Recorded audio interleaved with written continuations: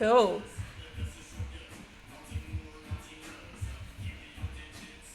We ha- I love oh the yeah, I music in the always background. put my hip hop classics on in the background. Looks like Britt and Ash are already here. How you going, ladies?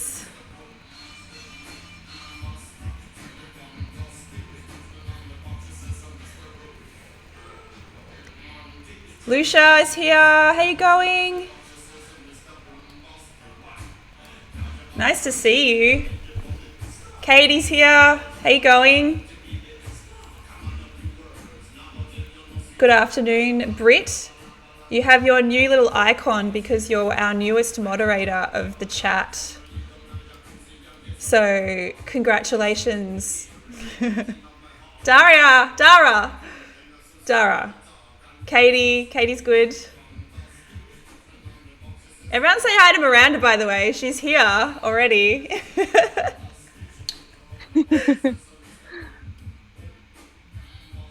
Dara. Oh man, last time I hung out with Dara, he was in LA and we accidentally drank 4 bottles of wine between 4 people at a Oh restaurant my like in God. West Hollywood. Oh, good times. That's Good times. hilarious. Okay. Just waiting for everyone to join.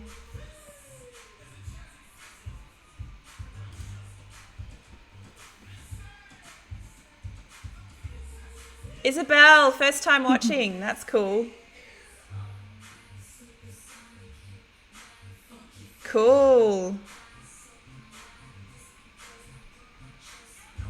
Oh, everyone's here today. Sydney's here. What's up from Seattle? Deshaun. Yes. All the homies. Alex is saying Miranda is the best. Yes, she is. Alex.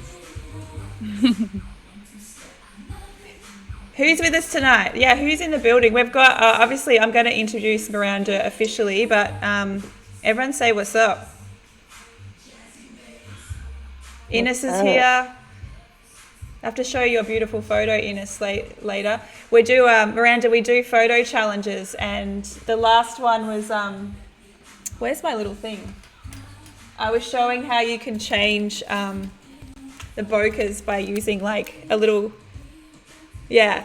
And so Ines did it, and she used it, she did a little star, and it looks really cool. So I'm going to show you that later on. Yeah, I want to see that. I've never tried that before. I hadn't either. I had to like YouTube it and work out how to do it. It was That's actually really easy, learn. but I still don't really understand exactly how it works because I'm really bad with anything to do with like the technical stuff, but it works. So, yeah. I feel that, yeah. So many people here today. It's really great. All right, we're going to get started.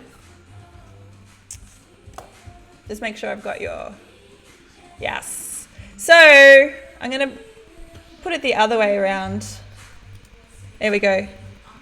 So Miranda's bigger. We've got Miranda McDonald with us today, who I've known for not that long actually, maybe like 18 months or so.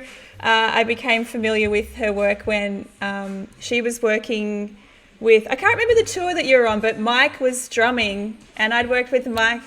Yeah, B. Miller. B. Cool, Miller. yeah. So Mike was a drummer for Rule in one of our tours, and then he went to another tour and he was posting all these incredible photos, and I was like, oh my God, who's the photographer? And then I saw that it was Miranda, and obviously was so super excited that A, the work was so incredible, and B, it was another female photographer that was touring because it is quite rare. So immediately reached out to her, was like, hey, love your stuff, so cool. Yeah, we just became friends, which is awesome. And this is the first time we've actually spoken face to face, because usually it's just over Instagram. So she's been kind enough to lend her time. She's in LA. I think it's 8 o'clock there. So welcome to our little family, a Twitch family here. Really amazing people that always join the stream, which is so cool. Love that so much. Yeah, this is my first live stream, so it's really cool seeing like all these little comments pop up on the side. Isabel's saying it, she should be sleeping, but because she's got 3 tests tomorrow, but was waiting to see this live, so that's very cool.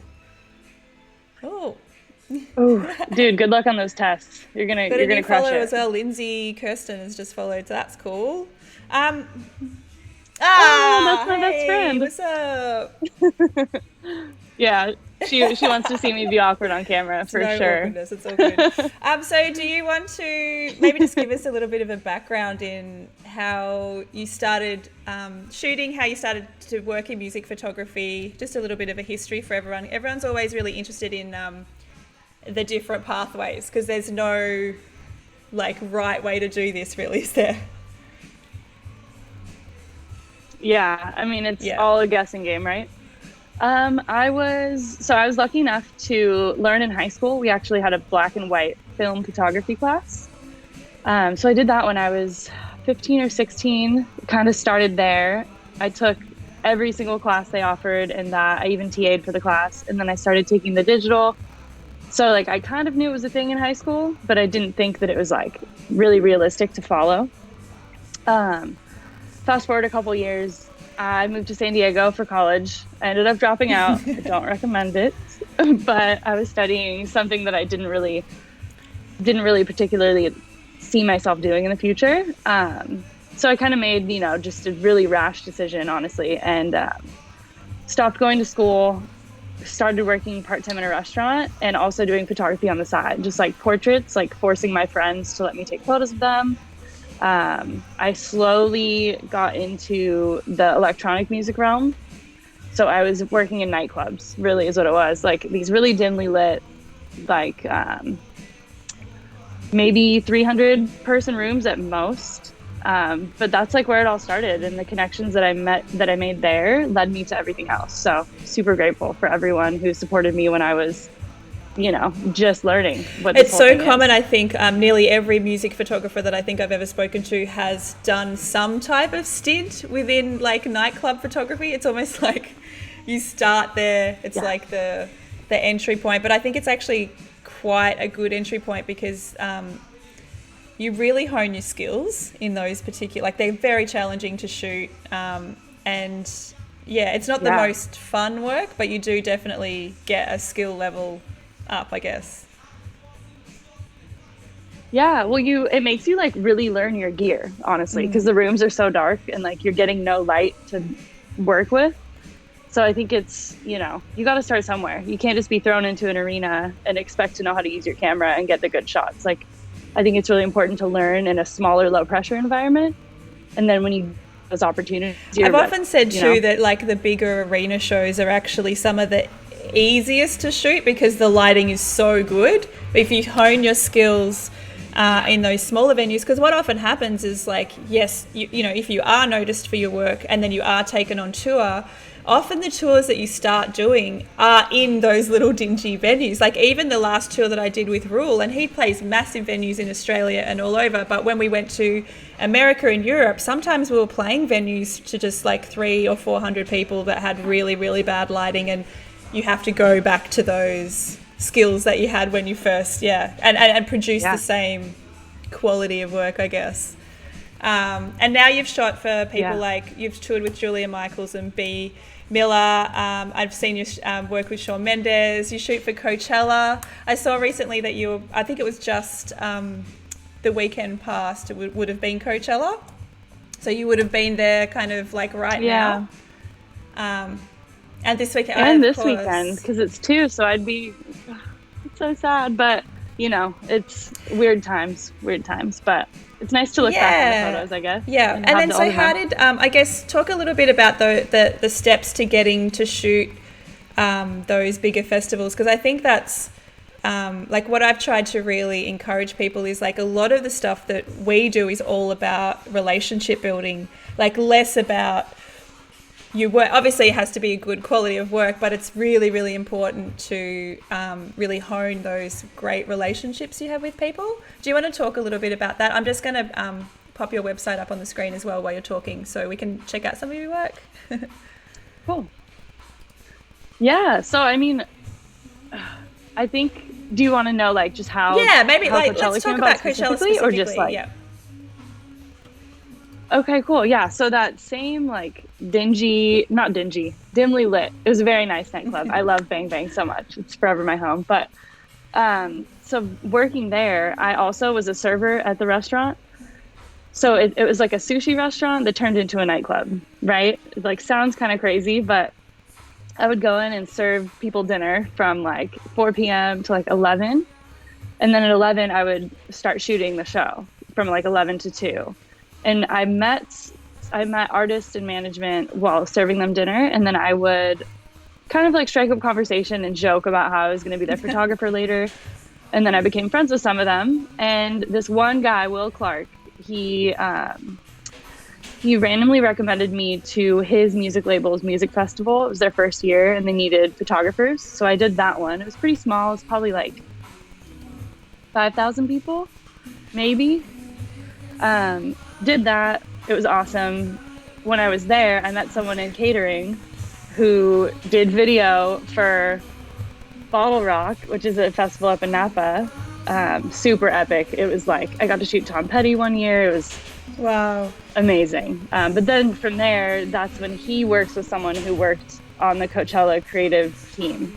So it's really just like each little tiny interaction, you never know where it's gonna bring you. Yeah, I think, you know? even that story of like telling people, oh, I'm going to shoot for you one day, or joking around about like that like totally works. I've done that so many times, like kind of being a little bit cheeky. Dude. Yeah. Like that, like, absolutely. It's like, you know, I start somewhere so everyone knows. Yeah. Knows what it's like. Every single successful has been at the bottom at one point, and like it feels good to support people. I've definitely noticed that too. There's actually, I think, a little bit of a difference in culture with supporting people in America versus supporting people in Australia. I don't know what it's like in the rest of the world, but Americans are quite good at getting around people and lifting people up. In Australia, people tend to be, and I've like totally tried to change this, like, because I think it's bullshit, but like people are a little bit like guarded and protective and like protective of, I don't know, they think, I guess because it's a smaller market and maybe smaller opportunities, they feel like if they help you then they're going to miss out or something. Like there's this weird mentality, whereas in America, and I notice this like anytime that I've gone there to do little bits and pieces of work, you tell somebody what you're doing, you know, I'm a music photographer, I'm trying to work with whatever, and they'll just start giving you contacts, like, and really legitimate contacts as well. Like it's really, really cool. So definitely, if you're in America, take advantage of that. It's like totally different in Australia, and I definitely have tried to change that. I think it's and I think there's a great little group in Australia of female photographers. It does include people from overseas, but the majority of people are from Australia. And there's a little Facebook group. And they're really supportive and sharing information and sharing things like, like information about how much do you charge, or information about like copyright stuff, like all that stuff that just takes a while to learn. And it's just great to have really supportive people, because otherwise we just like blindly fumbling your way through. Truly. I mean, there's no like rule book or guideline to becoming a photographer. Absolutely. You know, you just have to take it a day at a time. I think that a big thing with getting support from other people is like doing everything with only good intentions and being a good person. Like not being like, you know, like those people who are protective over their work. They're not going to get as far as someone who's supporting other people and just like. Absolutely. Nicolita just joined, by the way. Any Nicolita's in the house. Nicolita is in the house. Oh. That's so cool. Her work is so, yeah. Her work is great. Another awesome photographer. There's a lot. There's so many. I've actually tweeted this so many times, but I think the best music photographers at the moment are females. No shade to the guys, because they're great as well. But like the work that I'm seeing from women at the moment is like consistently blowing me away. So no shade to the guys that are in the chat at the moment. Like they're also great. But we love you. Jana's asked, would you recommend asking around for photography opportunities? Do you want to answer that, Um, I think it never hurts to ask everybody. Yeah. Really. I, no, and like you have to start. I say I would start asking around small, like go to your local venues, or I mean, we're at kind of a standstill with everything going on in the world. But when things go back to normal, reach out to your local venues and just say, hey, I'm so and so. I love doing this. I want to learn and build my portfolio. You might have to shoot for free for a little while, but starting small and local, or like if you have a friend who's in a band, and they're playing a small 50-person show, be like, hey, can I come shoot? And then do portraits before, shoot the show, take it seriously, edit the photos right after, deliver them so they can put them on socials, even though you're not necessarily required to do that yet. It's good to just have a habit of a quick turnaround. That's a big thing for music photography, is a quick turnaround. Yeah, I think that's such great advice, actually. Both of those things, starting local, that's something that I always recommend, is starting with friends or friends of friends that are in bands. Because I think what happens a lot of the time is people want to shoot the big shows straight away. And I think I've spoken about there's a bit of a trap where people start shooting for publications and they're shooting those really big shows, even quite early, but then it's very tricky to work out to take the next step of how do you make an income from this? How do you make, doing it for a living if you haven't gone through like the grassroots kind of vibe of making friends with artists and getting those relationships, because they're the people that are going to take you on tour essentially. It's like your friends. It usually starts that way, and then you start building up more relationships in your folio and you start working with bigger and bigger artists. But it often works, the first few tours that you go on are your mates. So that's really important, I think. And also the fast turnaround. Yeah. That's really, really important for young people to really get into that habit of being able to turn around photos really fast. It was one of the things that I used to make a rule when I started shooting, was that one of the things that got me noticed years and years ago is that I would go home, edit the photos, and I'd always get a couple up on Twitter that night. And often artists are looking for stuff to post really quickly. So if you could get something within, a couple of hours, they'd often retweet or repost you, and then people are starting to know who you are. So, that's a really, really good. Yeah. Good. Thank you. Miranda, how long ago did you start with photography? So how many years ago are we talking when we're talking about your history?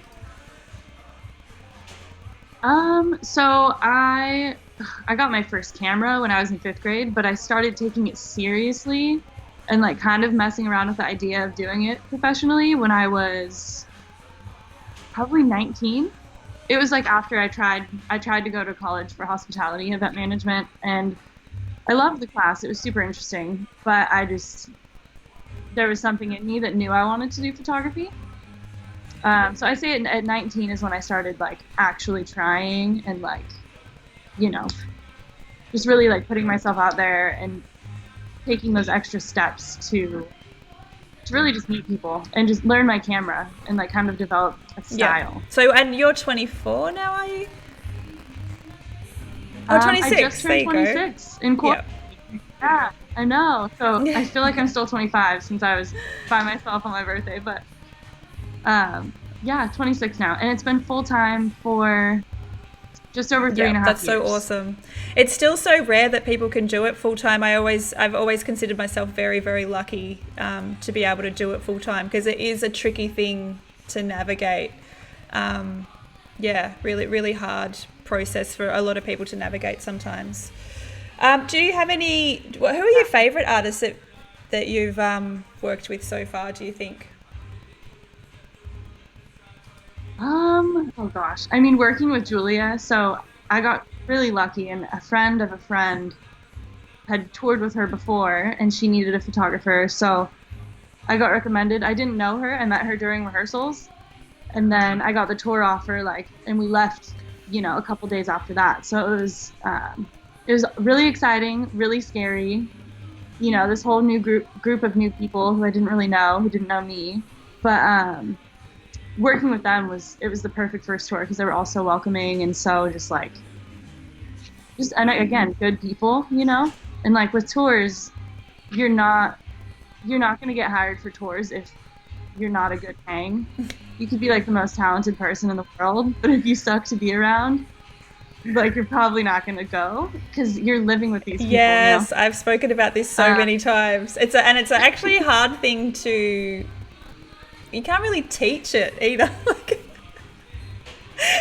How do you teach? Yeah, to be a good hang, but like that is something that's really common that comes up all of the time. Yes. Obviously, working with Sean has been awesome. That was like, I was just a really big fan of his music. You know, I met different people and different paths crossed, and then I've gotten to fill in for his insanely talented photographer, Josiah. Yes, I met Josiah recently when Rule was supporting Sean for 2 of the shows, so I got to meet him in Australia, which was really cool. The best. Yeah. He's a good guy. He's very really cool. Who else? I mean, there's so many amazing people. With B, where I met Mike, how we know each other, we did, she was my first Sprinter van tour. So we definitely bonded on a different level than any other. Sorry, I just talked over the top of you then. Can you talk about the difference of a Sprinter van tour versus kind of the tour bus experience? Because it's a very, very different experience. Yes, it is very different. So a tour bus is like a little bit more, well, a lot of it more. It's ours was full, so we had 13 people on ours, so it was pretty packed. But this is what that was amazing. You basically like you go to bed in your little bunk, you wake up in a new city, you do sound check, you do meet and greet, you do, you know, portraits before the show, edit after, get back on the bus, and basically like go back to bed. So the travel's really easy, and I slept a lot. Like I seriously slept like 10 hours a night, which I was the same. It's you know, something comforting about being on those buses. Dude, and it like rocks you to bed. So a tour bus is really cool. There's some different rules that are a little bit challenging, but overall. We spoke about some of the rules where I had Joel who's toured with me. We've spoke about some of those rules before. They're great. You don't know that until you get offered your first tour and you're like, oh, okay. And then a Sprinter van is like, I mean, it's literally like we had an 8-person, it was nice. We had the pilot seats. So there's like 8 people and you're sitting like, you know, in little columns. And you're staying in hotels every night. So the hard part about that is you have really early lobby calls usually. And a lobby call is like when the tour manager says you have to be downstairs to be ready to leave. With all your shit packed up, with, you know, ready to sit in a van for, I mean, some days we would go 6 or 7 hour drive straight to a show. So that's when I have like so much respect for the crew people because they're loading in and loading out. Thankfully, as a photographer, I'm, you know, all the respect to them for doing that every day. But the Sprinter van is just, you're in the car for a long time. So you better have stuff downloaded on Netflix and like you start to go at a certain point. Totally. You know? Yeah. And you're just stopping at rest stops and like eating too many snacks. Yes, it's snacks. Like the reality of those types of tours are definitely less glamorous than I think a lot of people would assume that touring is like. I think that everyone should have to do it one time, at least for a little bit, you know, because it like it gives you tougher skin, truly, because you start to go crazy sitting there in that same seat every day for, you know, ours was a month long all across North America, so but then like when you're doing the shows, it's just like that's why you're doing it, because you're shooting this epic show that's sold out. His whole tour was almost sold out, so it's just it's worth the downsides, I guess. Dara mentioned that there are no tour buses in Australia, as in the bigger tour buses, and that's actually true. And it is true that it's because of the laws in Australia, meaning you can't have if you're sleeping on a moving vehicle, they're illegal. So you actually can't tour Australia in tour buses. So everyone has to fly everywhere here. So all of the tours that I started doing, so I actually have never done a Sprinter van tour because all of the ones we did, even the smaller ones, you would potentially drive to some, but they would not be like very far away. So if it was, a few hours away, you'd go and then you'd come back, you'd be at home maybe, and then you would fly to the next destination. So, but I've, all the respect in the world for those tours, because that is next level. Yeah, in the US, I feel like a lot of people start in the Sprinter van because it's really expensive to have a tour bus. So the artist has to be, at least doing what would you say, like 1,200 person rooms, I mean, maybe 1,000. I think with Rule we did. I mean, some of them were smaller, but then, there was some other shows we made up for. So like LA, New York, Atlanta, I think some of the bigger cities, we did 2 shows of bigger venues. So those venues would be, say, like 1,200 or 1,500 people. He actually did 2 shows in one night. So he would do like a 6:30 show and then like a 9:30 show. So I think I know, crazy. Oh, and what was wild was like the second show was always better as well. Like it was like he level up, but yeah, you'd think you'd get really tired after doing a whole show, but not like, all of his shows are amazing, but I always thought that he sounded better the second show. It was like he was warming up to do that. It was pretty cool. But yeah, I do. It's a very expensive thing to be able to undertake. So you're right. It's like you do start doing the smaller ones first for particular level artists, I guess. Jana's asked if you definitely take the photos for the meet and greets. So that depends on what the meet and greet offers for the artist. For Julia, it was just a cell phone photo.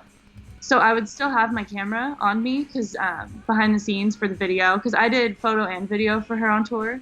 Respect. And so you still want to get those moments. I couldn't have done it without Dara, who's in this chat. He was my magical editor out in Australia. And it was cool because like we're here, so I go to bed in the US and then I would wake up and he would have a whole video done because of the time change. It was incredible.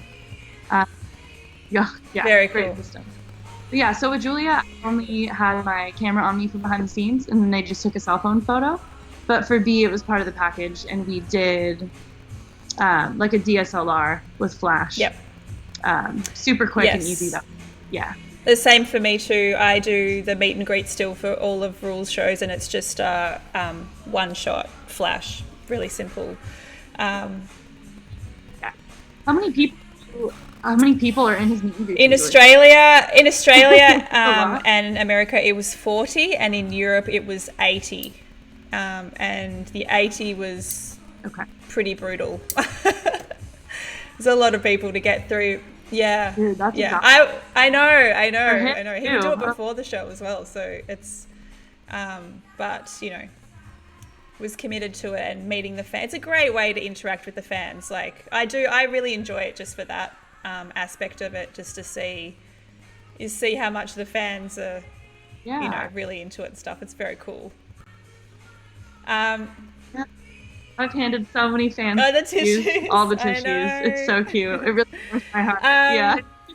Katie's asked, what do you think a good way of messaging other photographers for advice without seeming rude or cheesy? Do you have any thoughts on that?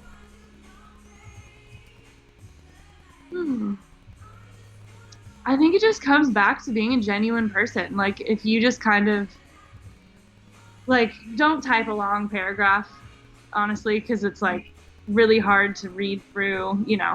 I try to get to as many. I love giving people advice, but I think if you keep it short and sweet, and if you're just like, hey, I'm so and so, I'm really interested in this. How did you get your start? Or like, just ask questions. A lot of people, if they have the time, they're willing to help. The younger generation of photographers. Yep. I mean, I mean, it's one of the reasons that I started this Twitch channel was because I was actually getting really overwhelmed with a lot of the questions that I was getting, and I was trying to reply to a lot of people, but it just became almost impossible. And a lot of it's the same questions over and over again. So so one of the reasons that I wanted to start doing this was have a more practical way of people being able to ask questions and learn and speak to other professionals that's, not so computer or phone labor intensive, because I don't think it's the best use of time for anybody really. But I really love being able to help as many people as possible. So if people are genuinely wanting to learn, then I usually will try and make time for them for sure. Yeah. Yeah. Yeah, it comes back to the same thing with we all started somewhere, and I kind of I had one mentor, his name's Scott, and he proud about him. So if I could even be a fraction of that to someone else, it would just make me feel really good, and it gives more of a sense of purpose. So I don't know if that's cheesy to say, but it feels good to help. I completely agree. I get a lot. I try and do about 2 or 3 official mentorships a year as well, through different channels. There's different people programs in Australia that I do that through, and I've got a lot out of those. I really think they're super. Yeah, like you said, it gives you a sense of purpose, or that you're sharing stuff, and it's really, really cool. I really enjoy it. There's a couple other questions that I'm going to read out. Aaron's asked, can you talk about what ultimately made you take the leap to drop out and follow your passion? That's really valuable for people to hear, how you overcame that initial fear. Yeah. It was a really big decision, It was I was freshly 19. I was paying for college myself, which I know a lot of people are, have the opportunity for their parents to pay for it for them. So I think if that was the case, I would have, I want to say that I would have stayed, but I don't know for sure. But it was just, taking a step back and really thinking about if what I was doing was what I wanted to do forever. Yeah. It's it's so much pressure to put on at such a young age. I can't believe we have to choose what we want to do that young. It's crazy to me. But I think if you just have faith in yourself and you have some building blocks in place, kind of. Because I think, God, it's hard to think back, but I think at that age I was at least, I was shooting portraits. I was shooting for a couple brands that my college friends had created. So I would do t-shirts on models and go out in the desert and shoot. So it was I already was kind of in the process of learning. Yeah, that's my mindset. I guess it took a lot of thought, a lot of internal thought. You have to really take a step back and think about what you want, and if you're passionate enough to follow photography, because it's a really, really, really hard career to try to make happen. I think you say there's nothing. I think that so you have to really want to do it. You can't do it because it's cool. It's cool. I love my job so much, but you have to be passionate about it, and you have to do. There's some gigs that you don't really want to do, and you got to do it to pay the bills. So I think overall, just you have to be passionate about it, and you have to be willing to put the work in and really give up a lot. You sacrifice a lot. Yeah, I just strongly agree with everything that you've said. I came to photography really late, as most people would know. I didn't pick up a camera until I was 31. So I was very late to the party. And it is crazy that people are trying to decide what they want to do for the rest of their life, and they're 17, 18 years old. And I'm a huge, advocate of giving yourself time, and you'll find your place and you'll find your way. It's totally fine. And definitely music photography is one of the most difficult pathways there is. And it's incredibly difficult to make a living, but it's 100% worth it, and it is possible. I mean, there are other people that are doing it, but there's something that I think is very consistent amongst all the people that are, and there is I guess, relentless drive and passion for what they do, and it's not really about making money. Like, the making money thing happens, but there's like a relentless driven focus, I think, that is driving you before you can actually do it for a living, I think. Yeah. Yeah. Really, truly. I mean, it's been a crazy, wild journey, and I'm grateful for, the highs and the lows of it. But there's definitely lows. Yeah, do you want to talk about some of those lows? Because I think it's really important to share some of the not so glamorous moments as well. Yeah, so back to like when I kind of, when I was working in that restaurant and shooting, every single weekend, Thursday, Friday, Saturday, I was shooting in that nightclub, So you have all your friends that are hanging out, going to parties and doing whatever they're doing, and you miss out on it. And you don't get to be a part of everything you want to be. But when you have real friends, they fully support you, and they'll, I guess that, what are some of the other, the money and the stars? Yeah. Yeah. It's like so bad. You definitely, like, I mean, I shot for free, for a while, just trying to like build a portfolio and like build connections and all that. But I think the missing out with your friends. Tour is also hard because you're sacrificing your entire life for this artist. So it's really important to, that's the low, but then the high of it is if you're actually really close with them, it's worth every. Yes, I've had both of those. I was giving you props before when you said you did photo and video, because the only tour that I did that, which was for Rule a few years ago now, that one of the Asia tours, and I cried every single day. It was, I just couldn't do it. Like, it was just way too much work, and I don't have a passion for video, so I was hating every single minute of any video edit, and I just don't think that's a healthy place to be when you're doing something creative anyway. So yes, you're right, Dara, remote editing would definitely be the answer. Luckily we have Joel now, who does all of the video, and he's incredible at what he does, and it's been insanely amazing experience to have two people doing that, and I can just focus on photos, and it's a much more awesome experience. But you do have those lows, and you go through those moments where you're questioning everything and like, what am I doing, and do I even want to do this? So I still had one of those moments the other day, like literally on Monday, because this is such a weird time for every single person in the world.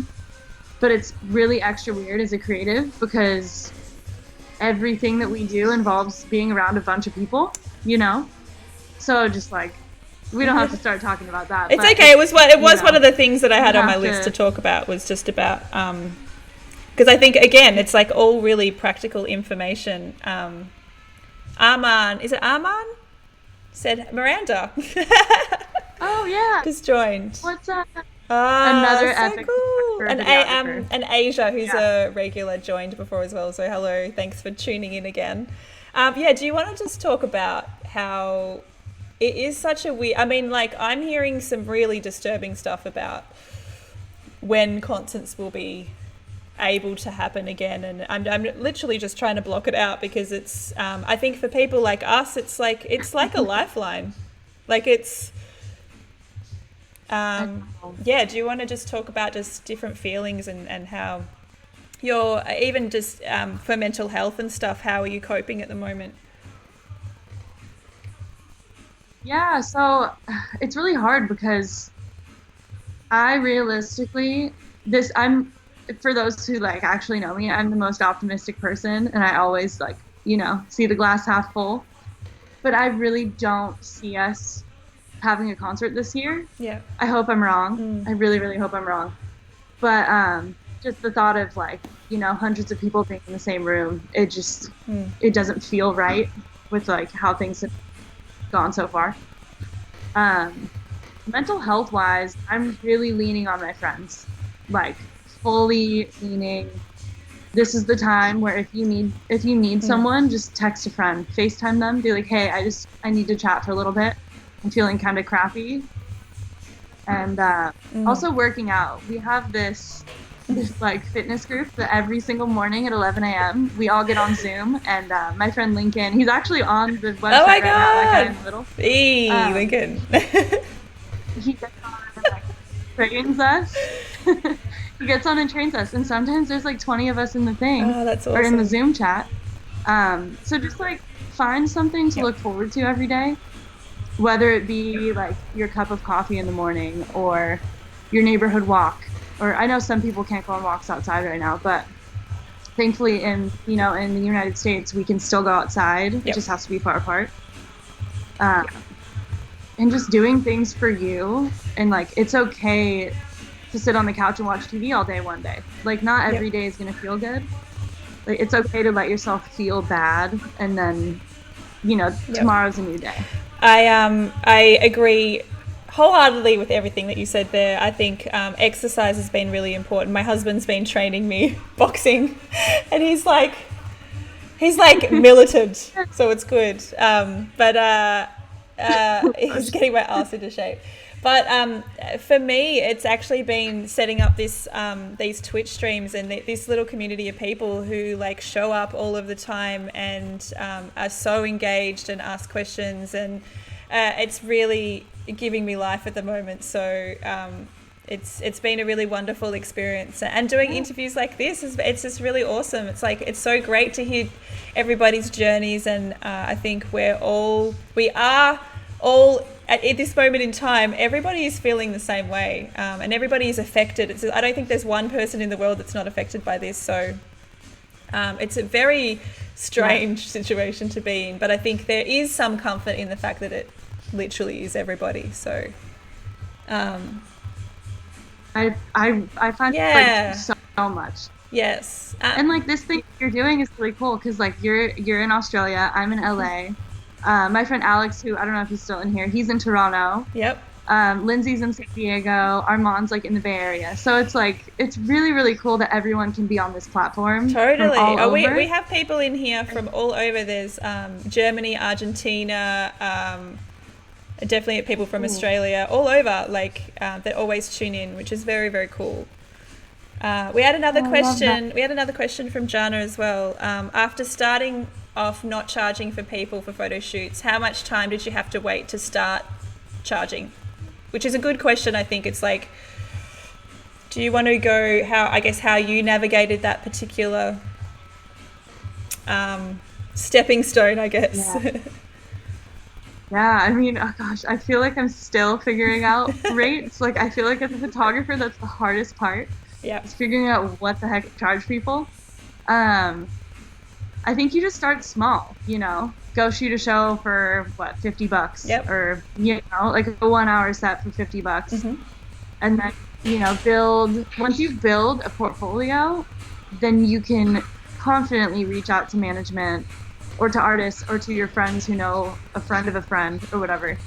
And you can show them your work, and you can be like, hey, I'll shoot this show for $100, for $150, for $500. Yep. Like there's so much room to grow if you put in the work and learn your camera, and just like you have to have like confidence in yourself too. As hard as it can be sometimes, you have to go in and just be ready. Yeah, I think also be ready to say be ready for people to say no as well. I think it's a really tricky thing as an artist to, and that took me years and years and years. And now I'm really comfortable with it. I know what my rate is, and I'm, if people say that's too expensive, I'm like, sweet, I know that I'm worth that. So, but it definitely, I was exactly the same as you. I started off charging $50, for a set, and then it was $100, and then it was $150, and you just keep growing and growing, and then you get to a point where you're hopefully in line with all the people that are doing it around the world, and you kind of suss out what that hopefully that rate is. But it's tricky, and again, this is something that I do like to give advice on for newer people starting out, to try and be at least start charging something when you've started to get a bit of a folio together, and start putting value on your work and all of that stuff, because that could be really, really tricky, I think. Yeah, I feel like almost always, if you're shooting for an artist or for management, they'll pay you $50. 100%. Like, it's just $50. Yeah. Like, if you say no, you don't want to work I with them. completely agree. Yeah. I mean, yeah. And you're providing something of value, especially if you, like, say if you start shooting a few gigs and you're doing it for free, if you start seeing that the artists are sharing your content, that means you have something that is valuable. That means 100% you can be charging.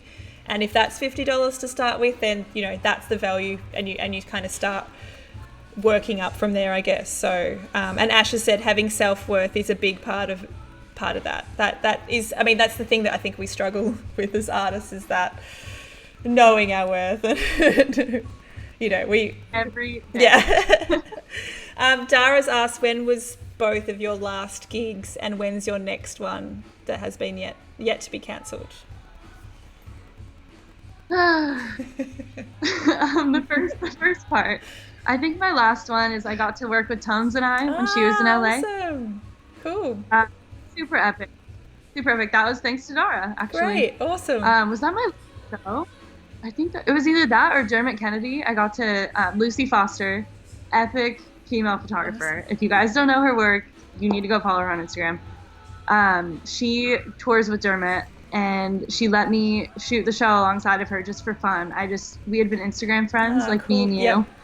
And I met her. He had 2 nights in LA, so I went for fun for the first one, and then I hit her up after. I was like, "Can I please come shoot the show?" Because the thing with music photography is when you're really passionate about an artist, it's so much fun to shoot. Yeah.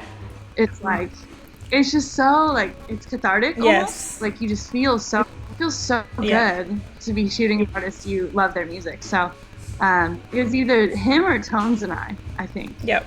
Both were epic. And then my next gig that's canceled. Ooh. I mean, I think I'm gonna start working on this new project this week. That's not music related at all. It's more like documentary style. So stay tuned for details on that. But hopefully there'll be a paycheck coming in soon. We'll see. Yes. My last one was a set that I showed in the last stream, which was for a band. It was the last shoot that before we kind of went into we're not in full lockdown, but it was a group, it was a band of 6 people, and there was, makeup artist and we would not have been able to do that particular shoot. I think that was the first week of March, maybe. I feel like that was close to a month ago now. And as for upcoming shows, I mean, I've mentioned this before, I was booked for basically be touring from July onwards, off and on for quite a big stint, and that's postponed. Yeah, so I don't know, in terms of like those gigs, all of my other work, I had a bunch of work that was basically for April and June, and I actually chose to postpone that. So as soon as that I feel like it's safe, I guess I'll start rescheduling those people in. That's just press shots and stuff. I feel like I'll be able to start doing press shots way sooner than I'll start, then we will start being back on tour and concerts and stuff like that. So I'm definitely positive about, going back into the studio and working, which is cool. I was going to say, that's another thing that's really important for like aspiring photographers is get good at different things, Yeah. Like get good at taking portraits of people, get good at taking photos of food, get good at taking landscape shots. It's like you can never learn too much. Yeah, you know. totally. Yep. I definitely, I mean, I started shooting weddings. That was the one thing that, it really, really, weddings are so great to hone your skills in, Yeah. very similar to concerts actually. It's like you can't really control the environment. It's just you're documenting whatever happens in front of you. So that was the other thing that I was shooting at the start. I only really shoot for friends now, but I've tried to make my focus 100% be music because that's what I'm most passionate about. But definitely getting skills in other areas is always, really useful for sure. Yeah, I started back when, so this is, I forgot about this, but when I first decided to quit school, I randomly hit up it was called Spotlight Studios on Facebook. And I just messaged them. They did like weddings, engagement, family, all that kind of stuff. And I just messaged them and I was like, hey, are you guys looking for an intern? And they just so happened to be looking for an intern. So I would go in once a week to their like on-site studio, and then I would go assist them on weddings, like probably once a month. And then I got a promotion and I started shooting for them. So that like building those people skills and like communicating what you want them to do in a portrait is super important, because then it can, you can use it when you're taking photos of Rule or when I'm taking photos of Korea before a show. Like this one in Korea that's coming up, this like with the stars on her face. It's just in a green room. Yeah. And Yep. you have to like get creative. I plucked a flower out of a floral arrangement they gave us. Oh, that's such great advice. Is having those skills to be able to make anything look good, because often, especially on tour, and we try and do at least a couple of sets, like full sets of portraits that can be used in a press shot capacity at some stage on tour. And sometimes it's not the best environment. So having the skills to be able to kind of create something out of nothing is really, really important. That's a really good example. That's so beautiful. Or in green room at a music festival a white wall. Yes. You just gotta work with what you got. We usually get this question and nobody's asked you this yet, which is surprising, but what about just really standard tech stuff? Like, what are you shooting on? What are the lenses that you usually use? So I'm like almost fully Canon. I have a 5D4 that I got a couple years ago. It's amazing. Before that I had I still have it. I have a 6D. That's my backup camera. Before that, I had a 70D. And then my first DSLR was a Canon T2i that I bought when I was 16. So I think whatever you start learning on is what you're kind of going to use. I don't think there's any, I think that all cameras are equal on it. It's like who's behind it. Some of my closest friends shoot on Nikon. Some of my closest friends shoot on Sony. What do you shoot on? I'm Nikon. Yeah, I have been from the start. So I think exactly what you said is that it's what you learn with. I had a mentor that actually gave me my first camera and was like, go have a play with this. Sorry, not my first camera, my second camera. Yeah. My first one was a Nikon as well. But, and I've just been Nikon. I actually just switched over to mirrorless, and I just went Nikon because I have all Nikon lenses, so I was like, I might as well stay. Yeah. So lens wise, I have a 16-35, 24-70, 70-200. They're all the 2.8 L series for the people who know Canon. And then for primes, I have a 35 Canon that's 1.4. That was my first L series lens that I ever bought. It's super affordable. I think it was like $600 or $700 when I bought it, which was probably 5 years ago now. So it's probably like the first model is probably reasonably priced for someone looking to upgrade.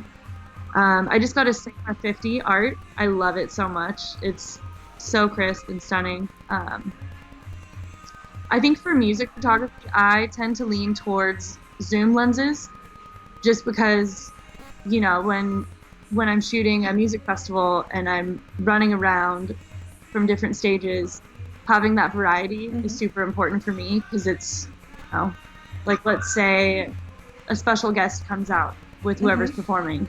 You need to be able to have range to like quickly go to a little bit wider of an angle to get the shot. You know, like this one of Sway Lee that's on the screen. He came out with Post Malone at Coachella. And if I had a prime lens on, you know, if I was on that 50 millimeter, I wouldn't have been able to get him, because he came so close so fast, you know. That's so interesting. I was actually the opposite until quite recently. I almost exclusively shot with primes until I went mirrorless. I used to shoot with two bodies for a long time, and I've actually I think just for practicality of being on tour, the last tour I was just using the one body, and mostly the 24-70, but I had a little 50 mil that I would use for all the backstage stuff, and I had a 135 Sigma beautiful prime lens that I bought, which is stunning, but I didn't tend to use it as much, I think. But if you're doing festivals, like, without a doubt, you'd want to have that range. Like, the stages are so big, and you definitely want to have that capability. I remember that I used to love that saying with prime, so that you zoom with your feet, but sometimes it's just not possible. Yeah, but I think you're right. I think if someone, you know, has a kit lens, the 18 to whatever it is, if they want to upgrade, I think I would recommend getting a 50, either a 50 or a 35, like the cheaper model, because you're also just going to learn so much. Like, I learned by doing. I think most creatives learn by doing. So like, just getting to learn depth of field and like all of that with a 50 prime that's like 1.4 it's amazing. Ash has asked, how many cameras do you have on you at a festival? Do you shoot with two for those bigger festivals, like a Coachella or something? Yeah, so I carry two. This has changed recently because my back is starting to hurt. That's the other reason that I changed to one. yeah. My back is starting to hurt. Oh my God. I am old, so like... So I used to always carry two.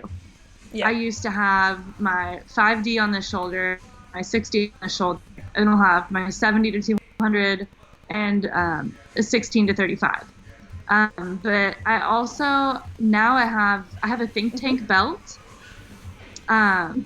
You know what that is, right? With the little pouches that you can stick lenses in. That thing is a lifesaver, because I can't wear a backpack around with all my gear in it, because I back problems part of being a photographer. So the belt really saves me, and I can like easily like whip lenses in and out, and like it comes with practice for sure, but you get really good at changing your lenses really fast. So now I just carry my one camera, because the 5D4 is so much better than the 60 that I like noticed I wasn't even shooting on the 60. I was using it as a lens holder, and I would like still switch my lenses. Totally. You know. But I think when you're first starting, I think you should, if you have two, you should carry two. Yeah, I agree. You know, because then you're going to take a shot. Because sometimes you get super frustrated because you like don't have a certain lens on and something happened and you missed a shot, and then I've actually never tried the 16 to 35. That's something that I want to try now. I've never used that range ever in my life. So yeah, you should rent one. I'm going to next time you shoot a shot. I'm going to. That's going to be my thing. I have the widest I've really shot is 24. Haven't really gone wider than that, so it'd be definitely fun to play around with for sure. Yeah. So this photo of the black and white one of Migos, it's up a little bit. So that one? That was a 16 to 35, and I was like literally maybe 2 feet away from him. That's so cool. 2-3 feet away. And it just like so terrifying, but I got the shot, so it was. His management for sure looked at me after and was like, what do you think you're doing? But it was worth it. You actually just reminded me of a really, really funny story about your roommate, actually. The first, the first time... Yeah. I actually just remembered it the other day, but the first time that we ever met Sean was at a festival in Japan. I think it was called Summer Sonic Festival. And we met Sean. I don't know why, but Rule and Sean were in the same like dressing room. It was like super weird. We're like, why are we sharing a dressing room with Shawn Mendes? This is so bizarre. But anyway, we were. And Sean and Rule actually knew each other. They had been friends on Instagram. So it was a good opportunity for them to actually meet in real life. But when Sean was playing, we came and watched side of stage. So we were just like all huddled in, the whole crew. And at one point, Sean came off to change his guitar, as he often does, because he's got like a million guitars. And he came off and he just started talking to Rule, like mid-set, like he just was chatting. And I got a shot of them talking, which ended up being like this crazy, like viral photo that went like insane back at the time.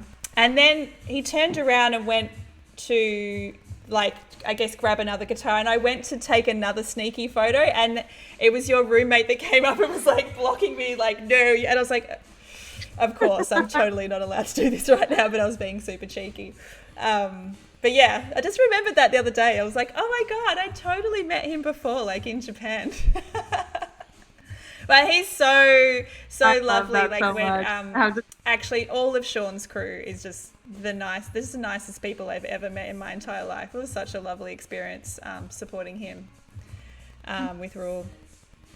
Dude, it like doesn't make sense how they're all so damn nice and like welcoming, just like But again, like if you're a good person, you're gonna get further in life than people who aren't. Yeah, absolutely. You know, I could not agree more. We had another question about your grading philosophy, I guess, and technique, and how that has evolved over the course of your career. I've spoken about it before, about going through different phases of way too much clarity, or, you know, crushed blacks, or like just stuff that like you look at now and you're like, what was I thinking? Like, but you know, we go through phases in trends, I guess, as well. We see a lot of different trends that come through music photography as well. Yeah. I mean, I think it's super important to mess around, and like, I think, you know, I like to think that when someone looks at a photo that I've taken, that they can kind of tell that I took it. Like, I think that it's really important to develop a style for yourself, not copying other people. Like, you can take inspiration from other people. I think that's great. But I think that figuring out what you want to create and put out into the world is the most important thing. And that's honestly, like, you just do that by trial and error. You just sit in front of your computer, you know, when you're bored at home, and edit old photos, new photos.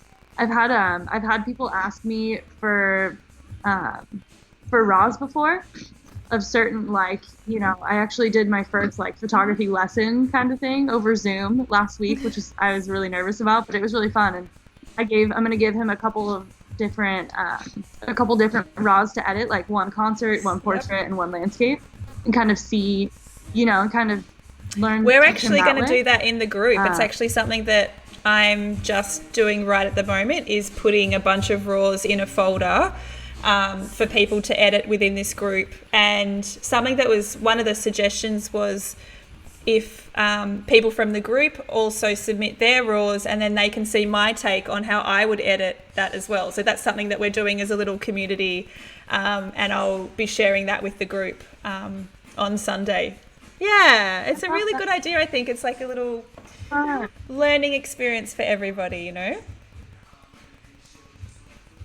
Yeah, especially because it's really nice to be working with, you know, because obviously not everyone can afford a top full frame DSLR, right? So it's really cool to work with an image that is from a full frame, because it does have more, you know, more push and pull. You can really get a lot more out of it. So I think that's really cool that you guys are doing that. Yeah, it's a lovely little engaged community here that are all learning. It's super lovely. Do you have any funny tour stories that you'd like to share, that you can, like, anything off the top of your head? Funny tour stories. Or that are able to be shared. That's the other thing. Yeah. Yeah. Um, God, okay, I was thinking about this the other day because my birthday just passed, and I was thinking about how different this year was from last year. Because this year we were quarantined, so like I had a birthday party over Zoom with my friends. It was great. But last year I was on the road with Julia, and we had a show in Tucson, Arizona. And we woke up, and she like took me to get pizza, and then we kind of like the green room was awesome that day. We had like video games in there, and like we got silly string. We had a silly string fight. It was a blast. Uh, so we're shooting the show, and every single night, if anyone in here has been to one of Julia's shows, we do a group photo every night. Oh, cool! Like right after What a Time, right before Issues, which is like the big finale. So she calls me out, and I like, she's like, everyone say hi, Miranda, and like everyone screams at me. It was terrifying at first, and I grew to love it. But on my birthday, this was my first tour with her. I'd only been with her for maybe like 2 or 3 weeks, but I go out there, and she's like, everybody say hi, and then she stops, and she's like, wait a minute, I heard it's someone's birthday today. Can we sing Miranda happy birthday? I'm just like, beet red, because I hate being in the spotlight. And then Dan Cantor, our guitar player for that tour, he noticed that I was like staying toward the back of the stage, and he literally like dragged me out to the front, and I think it was like maybe 1,000 people singing happy birthday. So cool. So that was that's awesome. So embarrassing. That's so cool. So special. Yeah. I've got a funny tour story that's kind of similar, but on the last tour with Rule, I don't know where he got this idea from, but he just wanted to pretend that it was our drummer's birthday, Caesar, but we all knew about it, that this was going to happen at a particular point, but Caesar didn't know. So he came out, we couldn't get a cake or anything, so he found this apple that I think it was like a tray of apples or something so random. And like, so mid-set, he just announces that it's Caesar's birthday. It's not Caesar's birthday. So Caesar's like, what the hell? Everyone's singing happy birthday to him. And then he's telling him to eat these apples. And it was like, what? I think like you start to go a little bit crazy mid-tour. So it's just one of those weird like, what the hell? Those are pretty funny. Absolutely. Have to keep it fun. Being silly is like the best part about being human. Totally. I think like you should be surrounding yourself with people who you can just be weird with, but don't. I love that. But he was just like, bro, what the fuck?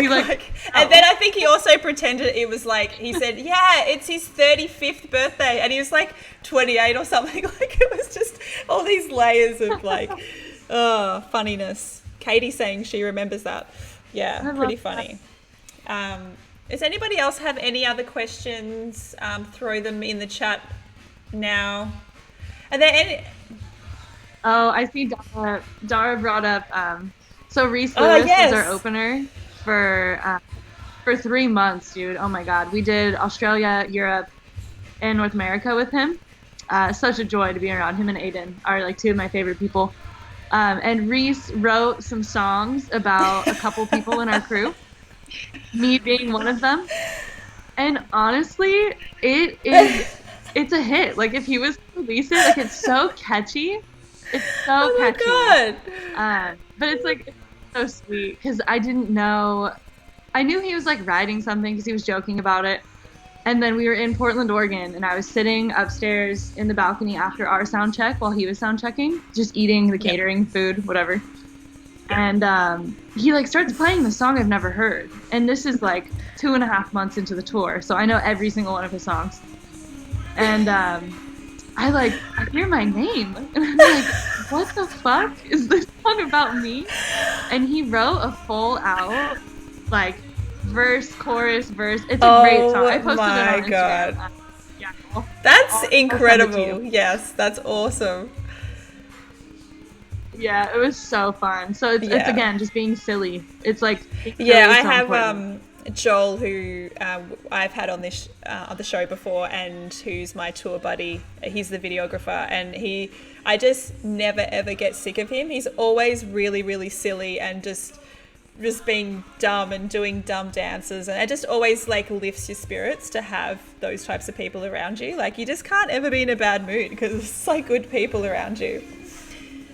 Brit's asked about your mental health specifically on tour. I guess that's one of the things, is that like making sure that the people on tour are great people. It'd be awful if it was not. I've never toured with people that I don't love, like family, so must be hard. Yeah, it's you gotta have people that you can talk to, you know, like on the road with you. Like I think for a lot of the tour we shared, on our off days we shared rooms, and I was lucky enough to be paired up with Julia. We had our keyboard player Cammie, and she right upon rehearsal when I met her at the start of last year, we instantly became friends, you know?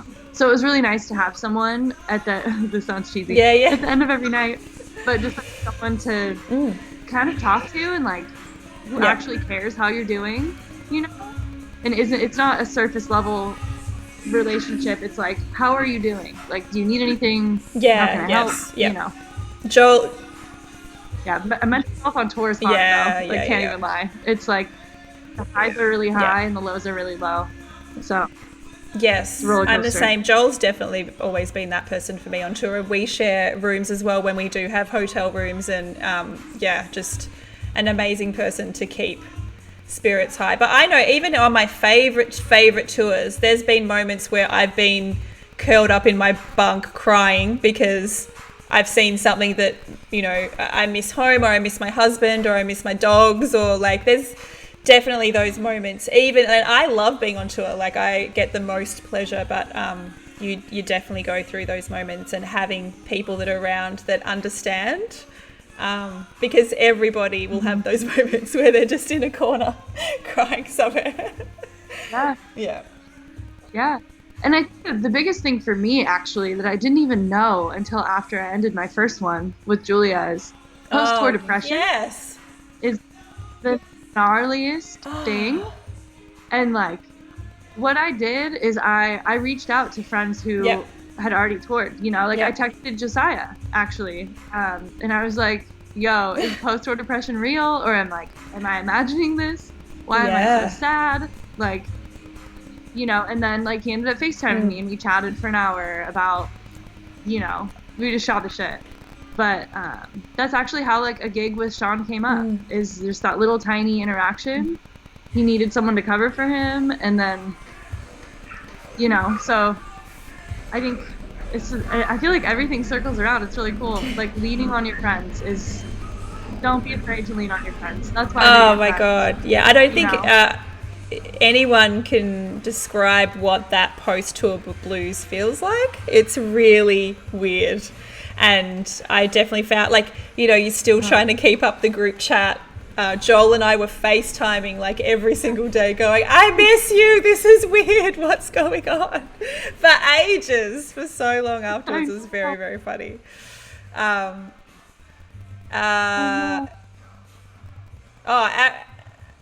I was going to ask. I love Megan. She's asked what your favorite quarantine activity has been. I'm learning electric guitar. Oh, wow. That's so cool. Yeah. So it's over there. My mom got me one for my birthday, and Fender is offering free lessons for 3 months. That's so for cool. Everybody. Just because of all. Yeah, so I did one lesson. It's not going great so far, but I'm gonna. That's A so for effort. Cool. You know, I love.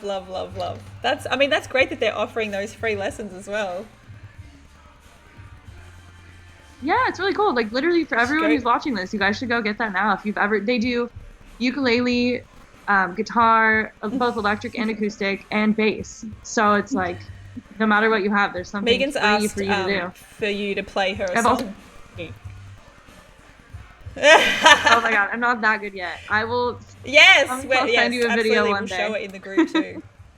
So Aaron's got a really specific question about what is your favorite burrito spot in SD? Very serious question. Ooh, this is a really serious question. I feel like he's Favorite gonna burrito like spot in San judge you Diego. from this as I'm well if gonna he thinks it's the wrong answer.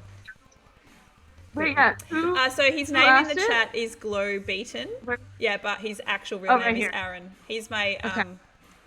angel of Ooh. technology that I was telling you about before.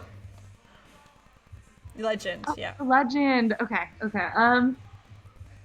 So my first gut instinct, I lived at San Diego State for 3, 4 years, so I gotta say Trujillo's. I don't know if you know Trujillo's Taco Shop, but that place is like the late night. You go after you drink with your friends. It's like it's 24 hours, so it's just like a shit show of a little hole in the wall restaurant. It's incredible. Um, damn. But then Los Los Panchos in Mission Hills is my second favorite, Cool. probably. Ooh, that's a great Megan question. said there's a really good Mexican place in, is it LA Mesa? A Mesa. The in San Mesa, Diego. yeah. Okay, what's it called? Also, what's Yeah, you need Aaron, to what's tell your us. favorite? Yep. It was Aaron, right? Aaron needs to share. Yeah, you gotta come back with an answer for sure. He was just Yeah, he was just I miss telling me San Diego. yesterday that because I mentioned that in Australia we kind of have like we're really privileged that it's such a melting pot of people that we have all nationalities and like so the food here is really good. It's like a huge variety and I was like we have Mexican, we have Indian, blah blah blah, and he's like you can't say Mexican until I've tried your Mexican. Like I will be the judge of that, which is hilarious. Yeah, there's I'm really lucky. There's this place called Los Tacos, like right here by my house, and they're 24/7. It's the smallest hole in the wall, and it's incredible, and it's like mom and pop owned. I hope they're doing okay during all this stuff. Maybe I should order takeout and go support them this week. That'd be cool. Mexican food is incredible. Okay, he says he can respect those. That's good. I feel like that maybe Good. he needs to write what his is though, I think. I He's know. thinking, yeah, I think maybe. he's thinking. It's been a while since he's I been think he's there. thinking. So. Good answer. So what I wanted to do before you leave is that I think I was telling you before that we have this little ISO photo challenge, and this week is the theme is making shapes. So I was teaching people how to change their bokeh shape earlier in the week, and so Ines wanted to show you a couple of her shots that she did. So she created a star, and she's sent through these shots, which are really cool. Oh my gosh. So clever. Is that just like that's with the Yeah, little cardboard yeah. filter? So it's so what the way that and Ines has done it the same way that I mentioned is that I did it with fairy lights. So I'll show you the ones that I did these well, that's the cardboard bit that I used, and then I did these ones with the hearts, and so it's just fairy lights in the background and the little cardboard thing is over the front of the camera. Yeah. It covers just I covers know, the this whole is the lens. bit that I was telling you that I can't actually work out how that works because I'm but it does, it works. It just makes the I know, it's so gonna cool. try it. So yeah, Ines, being so awesome, did it with stars, and I'm very impressed. Very, very cool. I really like this one. So cool. I like how she made one of them kind of like a Yes. little self-portrait. The one in the mirror. How Yes, she's that like one. really out of focus. That one, That's really the one I cool. I like the mystery. of Ines is blurry very, very, self-portraits. very It's my thing. talented and is continually sending in challenge stuff every week. So very cool. Yes. Love that. And Aaron Wow. has said, how do you say that? Erebertos is my favorite spot. Oh, yeah. Yeah. The one in PB, probably. Yes. Yeah, I think it's the one in Pacific Beach. I mean, you really can't go wrong with any burrito in San Diego. That's good to know if I'm True. ever in San Diego again. Yeah. Oh, man. I will give you... I wish I could still live there. I just Yeah, wanted to show you I've had many a couple of the other shots. Kenzie sent in some, she's using shadows to make shapes, which I thought was very cool as well. There's a couple here. Very clever. Yeah, that's awesome. So cool. Cool. And we just... I wonder, so do you think she used like a flashlight, or do you think that was natural? It had to have been like Kenzie, an iPhone Kenzie, if you're in the flashlight or chat, something, right? let us know. I think she will be. Let us know how you did that. Did you shine a light on those to make, or is it your iPhone torch? Super cool. And Katie just sent these bubble shots, which is super cool. These are awesome. Looks great. Oh yeah, those are. People keep sending the textures, yeah. The People keep texture. sending in great shots and I'm like, you need to put this on your wall. This is art. This is so cool. This is another example of that. Very, very cool. Yeah. Seriously, some people would pay like, hundreds of bucks to hang that on their wall. Like that's the kind of stuff that people hang in their house. Seriously. Very cool. Very Awesome. clever people. Cool. See if there's any other way around. Hang on. There we go. Well, that's all I had for the interview today. Thank you so much for chatting and being a part of our little community, which is cute. That was so much fun. I I'm so glad know. we finally got to Virtual meet meeting, virtually. it's great. And hopefully Yeah, when we and- can start touring again, we Yeah. can actually meet in real life, whether we come to America or you come to Australia again. So one of the two needs to happen. Hopefully not too far away. I want to come back to Yeah, Australia. yeah. Bad. We definitely hook up if that happens. But yeah, thank you so much. I just wanted to have a little bit of a message to the fam here. Great news. I'm now officially an affiliate. We were talking about this on the last stream. So that's really exciting. There's some really cool things that are going to be rolling out over the next couple of weeks that Aaron's helping me work with. We're going to have specific little emojis that are just for our stream and really cool stuff like that. So thanks for everyone for making this possible. And it's because you kept tuning in. That's why I'm an affiliate. So it's really, really cool. And big thanks to Miranda. Thank you so much for stopping by.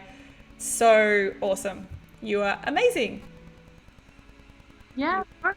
Yes. I would love to tune in again. Maybe we can think of some random photo challenge to do together or something. That'd be really amazing. Cool. All right, we'll see everybody on Sundays. Yeah. Next stream is Sunday at 7:30 p.m.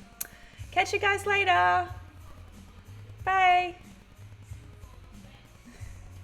Bye.